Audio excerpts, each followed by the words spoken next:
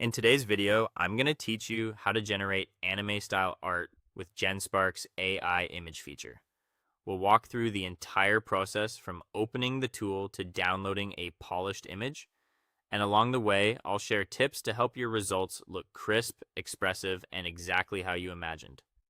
First, open Genspark and navigate to the AI image feature. You'll typically find it in the main menu or dashboard. This is where all image creation happens, so make sure you're in the section that lets you type prompts and preview results. Start a new image generation task. Think of this as creating a fresh canvas. Starting new prevents older settings from influencing your outcome and gives you a clean space to define your idea clearly.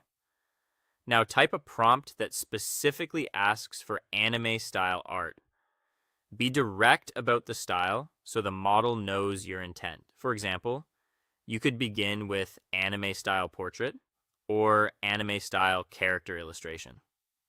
Stating the style up front sets the tone for everything that follows. Add details to guide the look. Describe the character's appearance, the background, the pose, and the mood.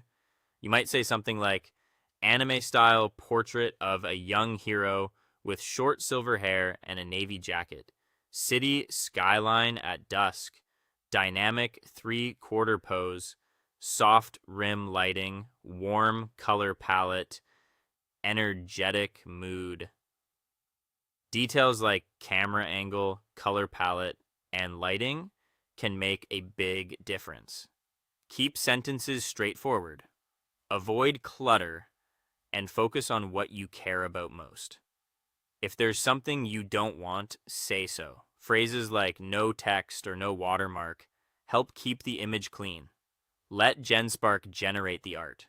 This may take a few moments. Don't click away too quickly. Letting it finish ensures you get the highest quality pass the model can deliver. Review the result with a critical eye.